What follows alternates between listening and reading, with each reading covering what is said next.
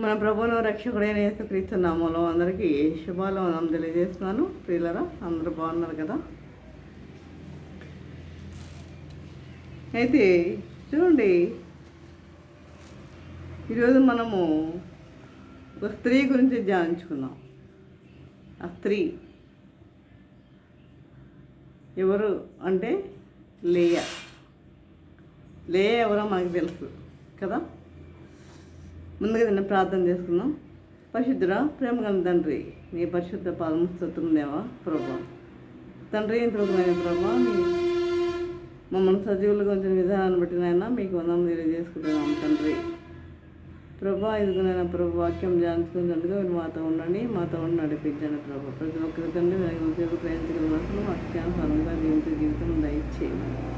నన్ను నీ నుంచి అటు మరుగుపరచమని మా ప్రభు పైన వేసిన రత్నాలు విన్నమ్మ ఉడికించినాం తండ్రి, ఆమేన్. చూడండి ప్రియులారా, స్త్రీ ఎవరైనా కావచ్చు, ఒక లేయనే కాదు,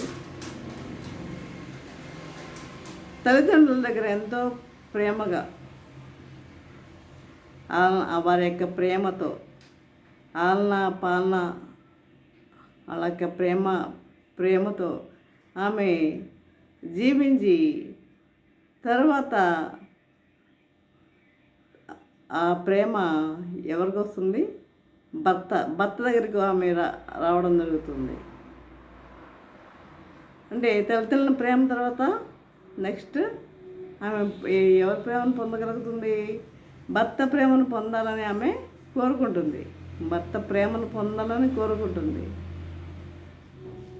అది ఆ ప్రేమ అనేది అంతవరకు ఉండాలని ఆమె అంతవరకు నిలిచి ఉండాలనేది ఆమె ప్రతి ఒక్క స్త్రీ యొక్క కోరిక. భర్త యొక్క ప్రేమ అంతం వరకు ఉండాలనేది ఆమె యొక్క కోరిక. మరి ఆ ప్రేమే లేకపోతే ఆమె జీవితం ఏ విధంగా ఉంటుందో ఒకసారి ప్రతి స్త్రీ కూడా ఆలోచించవచ్చు. కనుక ఇక్కడ చూసినట్లయితే చూడండి, లేయా భారీగా తన స్థానాన్ని కోరుకోవడం తప్పు కాదు. భారీగా తన స్థానాన్ని కోరుకోవడం తప్పు కాదు. కానీ ఆ స్థానంలో తానున్న లేనట్టుగా భావించే భర్తను కలిగిన జీవితమే దుర్భరం. ఆమె ఉన్నా లేనట్లుగా భావించే ఆమె జీవితము ఎలా ఉంటుంది చూడండి. భార్య అక్కడ ఉంది, కానీ ఆమె లేనట్లుగానే ప్రవర్తించే భర్త ఉంటే ఆమె జీవితం ఎలా ఉంటుంది? దుర్భరం కదా. అదే మనము 29వ అధ్యాయం, ఆదికాండం 29వ అధ్యాయము 16 నుండి 33 వరకు మనం చదువుకోవచ్చు. లేయా జీవితాన్ని మనం అక్కడ గమనించగలం మనం దాన్ని చదువుకుంటే. ఇప్పుడు లాబానికి ఇద్దరు కుమార్తెలు. ఈ లాబాన్ ఎవరు? రెబెకా యొక్క సహోదరుడు. ఈ లాబానికి ఇద్దరు కుమార్తెలు. వారిలో పెద్దది లేయా, రెండవది రాహేలు. అయితే లేయా జబ్బుగండ్లు కలది. లేయా జబ్బుగండ్లు కలది. చిన్న కుమార్తె రాహేలు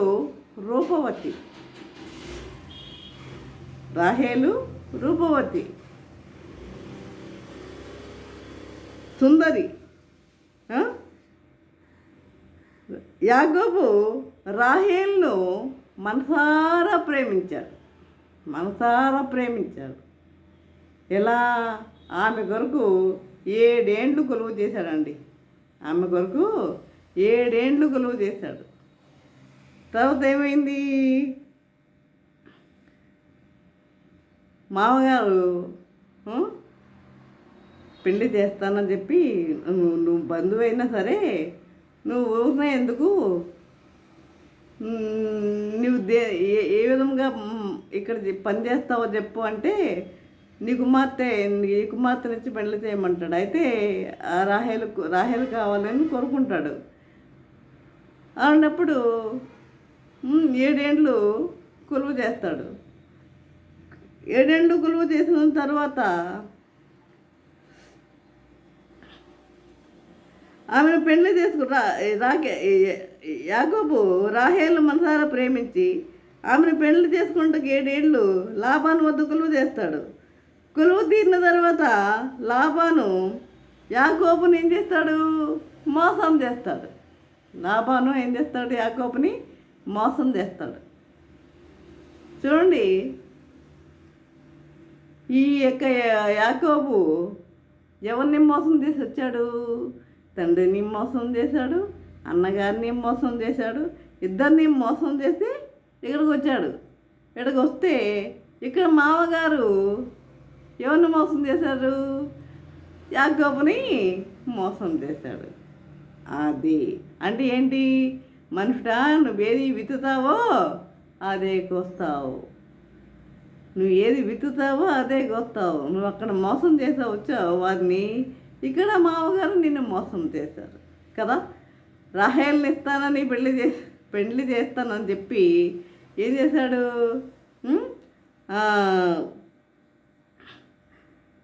రాహేల్కి బదులుగా లేయానిచ్చి వివాహం జరిగించాడు. జబ్బు కళ్ళతో ఉన్న తన కుమార్తెకు వివాహం చేయటం కష్టమని మోసంతో వివాహం చేసి తన బరువు బాధ్యతలు వదిలించుకున్న బాధ్యత లేని తండ్రి. అంటే ఆ జబ్బు కలిగిన దాన్ని ఎవరు చేసుకుంటారు, ఎలాగైనా వదిలించుకోవాలి అనుకుని ఆ విధంగా మోసం చేసి తన బరువు బాధ్యతలు వదిలించుకున్న బాధ్యత లేని తండ్రి మామగారి మోసానికి గురై తను కోరుకోలేదు. లేయాని కోరుకున్నాడా యాకోబు? లేయాని కోరుకోలేదు. లేయాతో వివాహము జరిగిందన్న ఉక్రోషము గల భర్త, లేయాతో వివాహం జరిగిందన్న ఉక్రోషం కలిగిన భర్త మోసం చేసిన తండ్రి. అంటే తన బరువు బాధ్యతలను ఏ విధంగానైనా విడిపించుకోవాలి, ఈమెను విడిపించుకోవాలి. ఎవరు ఏమైనా పెళ్లి చేసుకోరు కాబట్టి ఈ విధంగానే మోసం చేయాలని తండ్రి ఆ విధంగా చేశాడు. కానీ వీరిరువురి మధ్య లేయా ఎలా ఉంది? నిరాధారిగా ఉంది. వీరిరువురి మధ్య ఎలా ఉంది? నిరాధారిగా, నిస్సహాయురాలుగా ఉంది. నిస్సహాయురాలుగా నిలిచిపోయింది. భర్తను మెప్పించే సౌందర్యం లేదు. ఆమె ఏం చేస్తుంది? దేవుడు సృష్టించాడు, ప్రతి ఒక్కరిని దేవుడే కదా సృష్టించింది. మరి భర్తను మెప్పించే సౌందర్యం లేదు. భర్త దృష్టిలో తనకి స్థానం లేదు. భర్త హృదయంలో వేరొక స్త్రీ ఉంటే తనకి స్థానం ఎలా ఉంటుంది? భర్త దృష్టిలో వేరొక స్త్రీ ఉంటే తనకి స్థానము ఎలా ఉంటుంది? ఏ పురుషుడైనా సరే తన హృదయంలో ఒక స్త్రీని పెట్టుకొని ఇంకొక స్త్రీని ప్రేమించలేడు. చివరికి భార్యను కూడా ప్రేమించలేడు, ఇంకో స్త్రీని పెట్టుకున్నాడంటే. కాబట్టి ఇటు దీని స్థితిలో ఈమెకి ఆదరణ ఎవరు? దిక్కెవరు? ఇలాంటి స్థితిలో ఈమెకి దిక్కెవరు? ఎవరు? మనకి ఎవరండి దిక్కు లేని వారికి ఎవరు? దేవుడే దిక్కు. దిక్కు లేని వారికి దేవుడే దిక్కు. చూడు, కీర్తన 10:14 నిరాధారులు తమను నీకు అప్పగించుకొందరని. కీర్తన 10:14 వ్రాయబడిన ప్రకారం నిరాధారులు తమ్మును తాము దేవునికి అప్పగించుకొందరు. నిరాధారులు, ఆధారం లేనివారు తమను తాము నీకు అప్పగించుకొందరు. కాబట్టి ఈ విధంగా వ్రాయబడిన ప్రకారం లేయా తను దేవునికి అప్పగించుకుంది. ప్రభా నీ ఇష్టం, దేవా నీ ఇష్టం, ఏం చేస్తావు చెయ్యి అని అప్పగించుకుంది. భర్త హృదయంలో దానికి స్థానం లేకపోయినా దేవుని హృదయంలో స్థానాన్ని సంపాదించుకున్న వ్యక్తి లేయా. భర్త హృదయంలో స్థానం లేకపోయినా దేవుని హృదయంలో స్థానాన్ని సంపాదించుకుంది లేయా. ప్రియులారా, లేయా పరిస్థితిలో ఉన్న ఎవరైనా సరే అలాంటి స్థితిలో ఎవరైనా ఉంటే వారి హృదయంలో నీకు స్థానం లేదని చింతించవద్దు. నా భర్త హృదయంలో నాకు స్థానం లేదు అని నువ్వు చింతించే వారిగా ఉండొద్దు, చింతించవద్దు. దేవుని హృదయంలో స్థానాన్ని సంపాదించుకో, అది చెప్పేది. ఇలాంటి స్త్రీలు ఎవరైనా ఉండవచ్చు, చాలామంది ఉండవచ్చు. అయితే ఏం చేయాలి? నువ్వు భర్త హృదయంలో లేవని నువ్వు చింతించకు, కానీ ఎవరి హృదయంలో, దేవుని హృదయంలో స్థానాన్ని నువ్వు సంపాదించుకోవడానికి ప్రయత్నం చేయి. కనుక నిరాధారిగా కృంగిపోక దేవుని ఆధారంగా చేసుకోవడానికి ఇష్టపడు. ఈ విధంగా చూడండి, అందం అంటే అందరూ ఇష్టపడతారు కదా. అందం అంటే అందరూ ఇష్టపడతారు. అందగెత్తలు అంటే అందరూ ఇష్టపడతారు. అందంగా ఉండేవాళ్ళని చూసి అందరూ ఇష్టపడతారు. అయితే అందం కంటే ఏది ముఖ్యం? సద్గుణం ముఖ్యం. అందం కంటే సద్గుణం ముఖ్యం అనేది స్త్రీకి గొప్ప సౌందర్యం. అది సామెతలు 31:10 చూసినట్లయితే, గుణవతి అయిన భార్య దొరుకుట అరుదు, గుణవతి అయిన భార్య దొరుకుట అరుదు, అట్టిది ముత్యముల కంటే శ్రేష్టమైనది, అట్టిది ముత్యముల కంటే శ్రేష్టమైనది. రాహేలు యొక్క సౌందర్యానికి యాకోబు ప్రాధాన్యతనిచ్చి బహుగా ప్రేమించాడు. రాహేలు యొక్క సౌందర్యానికి ప్రాధాన్యతనిచ్చిన యాకోబు బహుగా ప్రేమించాడు రాహేల్ని. కానీ లేయాలోని సుగుణ సంపత్తికి విలువనివ్వక ఆమెనేం చేశాడు? ద్వేషించాడు. నువ్వు ప్రేమించకపో, ద్వేషించాల్సిన అవసరం ఏమొచ్చింది? ద్వేషించాల్సిన అవసరం ఏమొచ్చింది? ద్వేషించాడు. అందం మోసకరము, సౌందర్యము వ్యర్థం. అది సామెతలు 31:30 చూసినట్లయితే, యెహోవా యందు భయభక్తులు గల స్త్రీ కొనియాడబడను, యెహోవా యందు భయభక్తులు గల స్త్రీ కొనియాడబడను. తను ద్వేషించే భర్తను ద్వేషించక, తను ద్వేషిస్తున్నాడని తెలుసు లేయాకి యాకోబు, తను ద్వేషించిన భర్తను ద్వేషించక ప్రేమించాలన్న ప్రయాస, ప్రతిష్ట లేయాలో కనిపిస్తుంది. ఆ ప్రయాస, ద్వేషించిన ప్రేమించాలన్న ప్రయాస లేయాలో కనిపిస్తుంది ప్రియులారా. ఇది దేవుడు మనలో కోరే గొప్ప సుగుణం, అంతే కదా. మనం ప్రేమించేవారినే మనం ప్రేమిస్తే ఏం ప్రయోజనం? మనం ద్వేషించేవారిని కూడా మనం ఏం చేయమన్నాడు? ప్రేమించమన్నాడు. ఇదే ప్రభు కోరుకునే సుగుణం. అతను దూషించి తనకు జరిగిన అన్యాయాన్ని పెద్దల మధ్య పెట్టి, నాకు ఈ విధంగా అన్యాయం జరుగుతుంది అని పెద్దల మధ్య పెట్టి అతని పరువు తీయాలని పంతం పట్టలేదండి లేయా.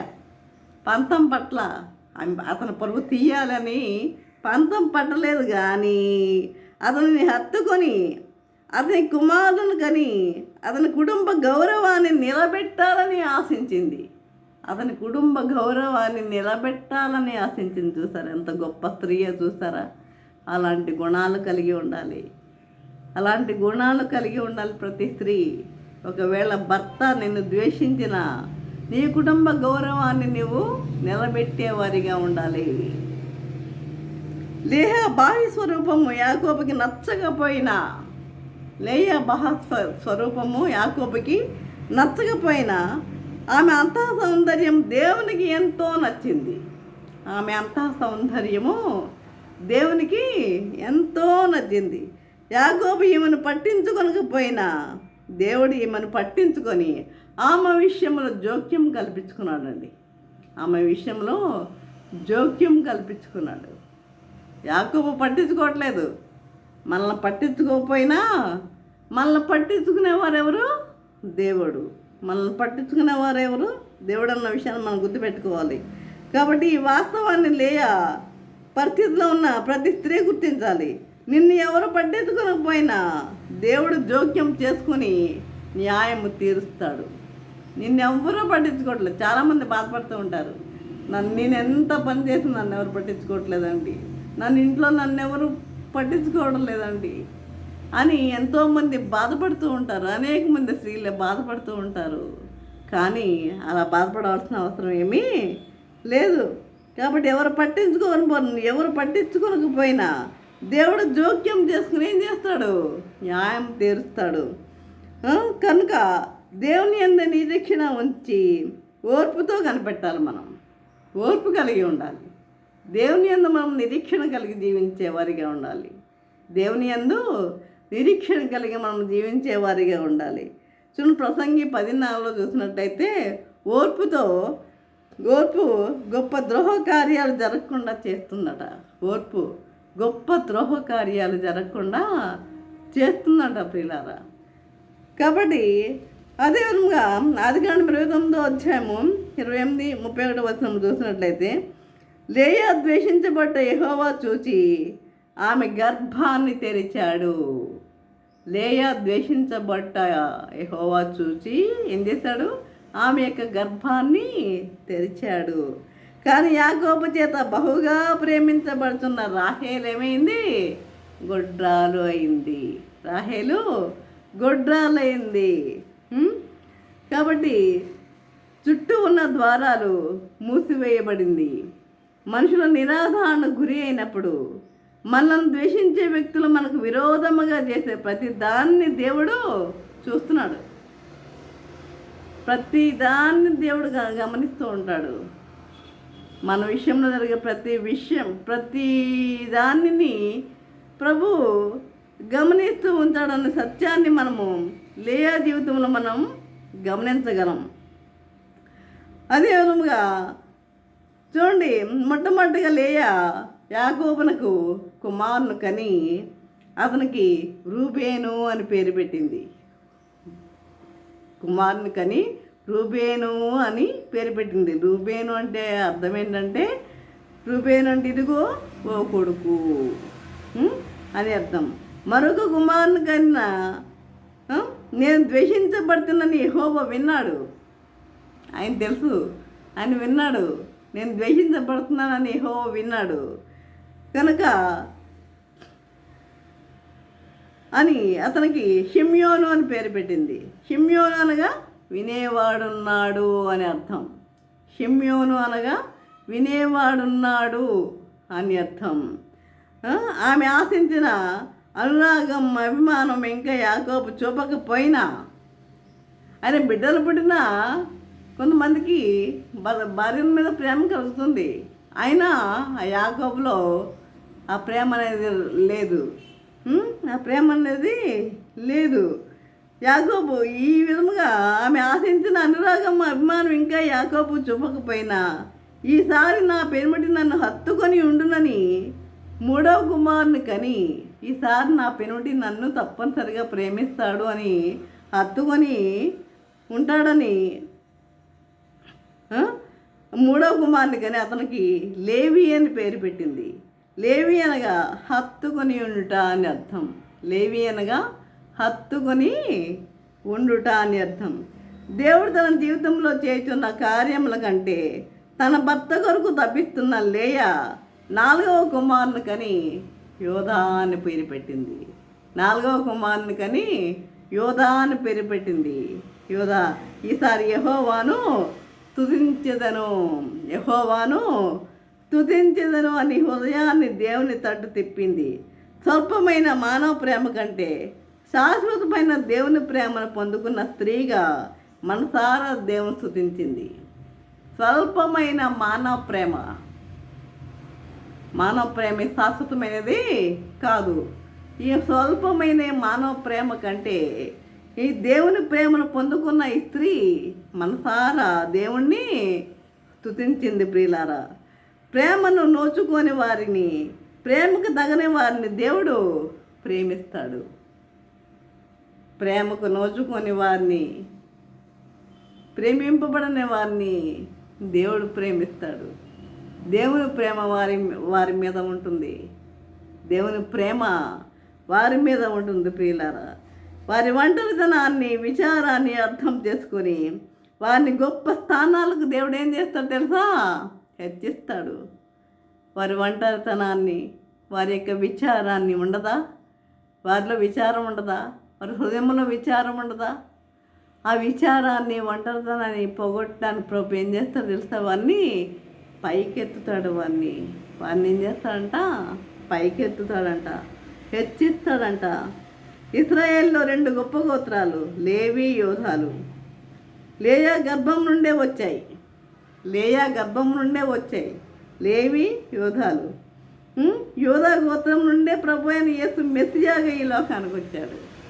యోధా గోత్రం నుండే యేసు మెస్సియాగా ఈ లోకానికి వచ్చాడు. లేయా ఎంతో ధన్యురాలైంది. కాబట్టి ఈ విధంగా నిరాశ నిస్పృహలతో ఉన్న ప్రియ సహోదరులారా, సహోదరి ప్రియ సహోదరి, ఈ విధముగా నీ స్థానం ఈ విధముగా ఉన్నదేమో. దేవుని నీ భర్త యొక్క ప్రేమను నోచుకొని దానిగా ఉన్నావేమో. ఒకవేళ అలా ఉంటే నువ్వేమి కృంగిపోవాల్సిన అవసరం ఏమీ లేదు. దేవుడు నిన్ను గమనిస్తున్నాడు. దేవుడు నీ పట్ల న్యాయం చేస్తాడు. దేవుడు నీ పట్ల ఉంటాడు అన్న విషయాన్ని నీవు గుర్తుపెట్టుకో. నువ్వు బాధపడవలసిన అవసరం ఏమీ లేదు. కాబట్టి లేయతో ఉన్న దేవుడు నీ కొరకు కూడా ఉన్నాడన్న విషయాన్ని, నీ కొరకు కూడా ఉన్నాడనే గొప్ప నిరీక్షణతో ప్రభువు కొరకు నీవు జీవించు. లేయతో ఉన్న దేవుడు మనతో ఉండా ఇలా భర్త ప్రేమను నోచుకొని వారి స్త్రీలతో ఉండడా? ఒంటరిగా ఉన్న వారితో ఉండడా? ఉంటాడు. ప్రతి ఒక్కరికి న్యాయం తీరుస్తాడు. కాబట్టి ఆ విధముగా మనము ఆ విధముగా ఉండాలని ప్రభు కోరుకుంటున్నాడు. ఈ విధముగా జీవించుటకు పరిశుద్ధాత్మ దేవుడు సహాయం చేసి నడిపించనుగాక. ఆమెన్. ప్రార్థన చేసుకుందాం. పరిశుద్ధుడా, ప్రేమగల తండ్రి, నీ పరిశుద్ధ పాదముక్తం దేవా. ప్రభా, ఇంతవరకు నేను ప్రభా నీ వాక్యం తండ్రి మాతో మాట్లాడిన విధానం బట్టి నాయన మీకు వందనం తెలియజేసుకుంటున్నాం తండ్రి. ఇదిగో నాయన లేయా గురించి మేము ధ్యానించుకుని ఉన్నాం నాయన ప్రభా తండ్రి. ఆమె భర్త ప్రేమగా పొందలేకపోయింది నాయన ప్రభా. ఆమె భర్త ప్రేమను పొందలేకపోయినా నాయన ప్రభా. నీవు కల్పించుకున్నావు నాయన ఆమె విషయంలో నాయన ప్రభా తండ్రి. ఆ బిడ్డకి ఆమెకి 4 బిడ్డలను ప్రసాదించావు నాయన ప్రభా. నాయన ఆమెకు తండ్రి ఎలాంటి బాధ అనేది లేకుండా ఆమెలో నిరీక్షణ అనేది ఆమెలో కలుగజేస్తావు నాయన ప్రభా. ఆమె నీ బిడ్డగా జీవించేటట్లుగా చేస్తావు నాయన తండ్రి ప్రభా. ఆ విధంగా ఈ విధంగా లేయా లాంటి వాళ్ళు అనేక మంది ఉండవచ్చు నాయన తండ్రి. ఇలా ఉన్న వాళ్ళు ఎవరైనా ఉంటే తండ్రి ఈ సందేశం విన్నవాళ్ళైనా ప్రభా ఈ విధంగా దేవుడు నా పక్షాన ఉన్నాడు అన్న విషయాన్ని ప్రతి ఒక్కరు గుర్తుపెట్టుకొని ధైర్యంతో ముందుకు సాగేవారుగా ఉంటకు నీకు అనుగ్రహించమని నజరేయుడైన నమ్రత వినముగా వేడుకొంచున్నాము తండ్రి. ఆమేన్. తండ్రి అయిన దేవుని ప్రేమయు, కుమారుడైన యేసుక్రీస్తు కృపయు, పరిశుద్ధాత్మక అన్ని సహవాసము సకల దీవులను సదాకాలము ప్రభా తండ్రి. ఎంతమంది అయితే ప్రభా వాక్యం ప్రతి ఒక్కరికి తోడే నిల్చుండును గాక. ఆమేన్, ఆమేన్, ఆమేన్.